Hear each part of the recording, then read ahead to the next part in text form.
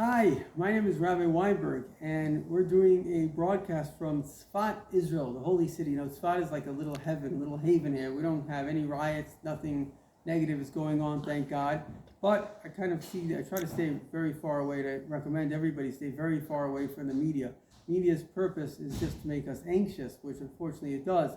But first of all, we got to tell everybody the truth, which is Israel is amazing. It's never been better. Both for the Jews and the Arabs, it's actually the only country that Arabs have freedom in the entire Middle East. And here Arabs can really prosper. You see them in fact, even in the Supreme Court, there's Jews, they come from the Arabic background.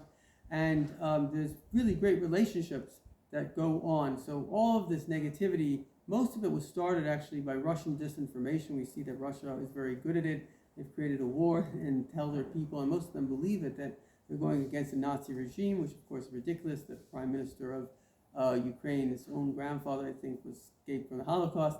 But I just want to bring out the truth of what is going on in Israel. And the truth is actually very simple. I have a brother who's super intelligent. He was here the other day, and he summed it up very simply. Said that the kind of left wing, which is the minority of Israel, which is obvious because the right-wing government is voted in by the majority of the Israeli people, considering that about 15 seats are Arab seats, so that means it's really a very strong minority amongst the Jewish people. But they have always, what they've done is they've kind of put themselves into positions where what they call lawfare. And we see this in America as well. Unfortunately, for some reason, the left believes that they're above the law, that they can tell everybody what to do, that they can be dictators, basically. Ironically, the left often complains, especially here in Israel, oh, you're trying to impose religion, but that's not true. The right is the one that stands for freedom for all people, and a legal system. The right comes from what we call the Judeo-Christian ethic, which is really the Judeo-biblical ethic, which was the first institution that created law and order and a justice system. So one should not think that the left is standing up for a justice system. That's not what they're standing up for. In fact, according to the law of the land, when you have a majority party, you get to make the laws. And that's exactly what is going on here. The justice system in Israel really has been, I don't want to use the word, would certainly use the word abuse of power, because they don't have the right to be the elected government officials. They're not elected government officials. They have only one right, which is to follow the law of Israel. But the reason Israel is a little bit different to other countries and people get a little confused is because Israel literally did not have a system in which the legal system had any power whatsoever, basically. And so therefore it was actually Menachem Begin on the right that gave them a certain amount of power, and there was a lot of gray area in terms of what they're allowed to say, what they're not allowed to say.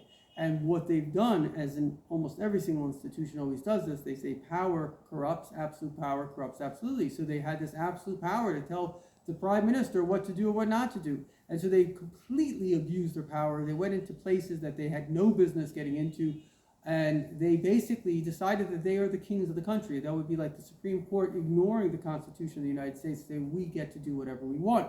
And Israel kind of worked because there really wasn't a constitution, and so they could kind of make it up.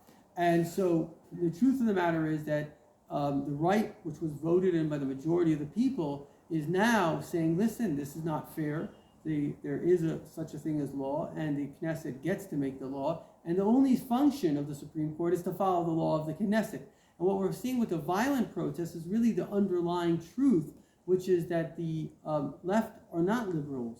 They are, a friend of mine told me this, he was an officer in the Israeli army, that there was the show in Israel. They brought some people of black skin color to a nice swimming beforehand. Sorry, this was very interesting. It's a beautiful swimming pool in Tel Aviv, and they're like, hey, what do you think about, other races? Yes, we're very open.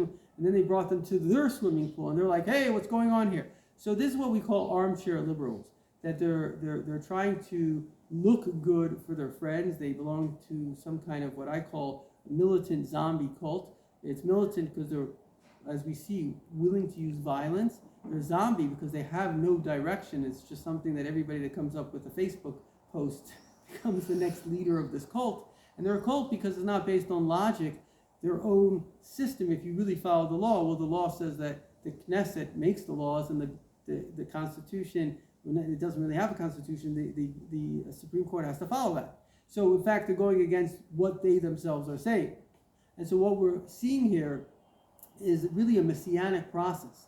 And this is really why I'm saying this video, is because it says that before Moshiach comes, which please God will be this Passover, when you know Moshiach comes in the month of Nisan, and here in Israel we feel it strongly. The absolute truth is that there is a great clarification between what is right and what is wrong. And there's always this mix, people, they say strong people make good times, and good times make weak people, and weak people make bad times. And that's really what we're seeing. All of human history shows us very few successful empires and very few free successful empires, whether it was Rome for a while or Greece for a while, and they all basically implode.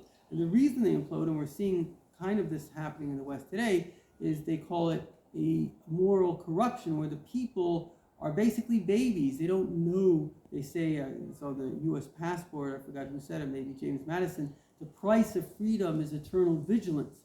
But the kids that grow up in these societies that have these freedoms, most of the world want to just come to these places. They're complaining about, let's say, America, whatever, but most of the world actually wants to come there to get a job, to actually be free, not to be abused. If Israel opened its doors to the Arabs, they'd have 500 million Arabs just coming here, because it's more freedom here for Arabs and better jobs than anywhere in the Middle East. I may be mistaken, maybe there's some other better jobs, but definitely in terms of freedom, this is the most free country. So the truth of the matter is that we are witnessing a revelation of philosophies.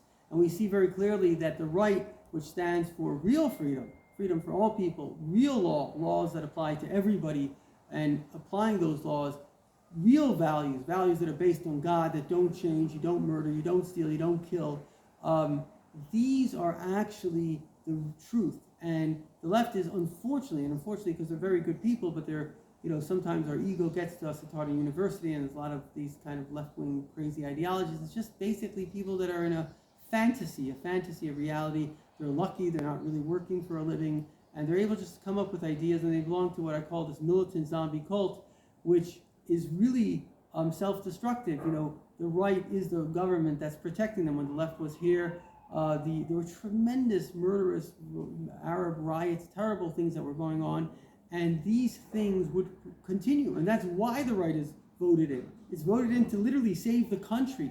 A BBC reporter interviewed me. I was at a rally, and Benjamin Netanyahu was speaking. And he says, how can you be here with Ben Gvir? And he's a racist. I said, this is not about race. This is about safety. This is about life and death. And literally, the left is choosing death. They're choosing to embrace policies that would get themselves killed.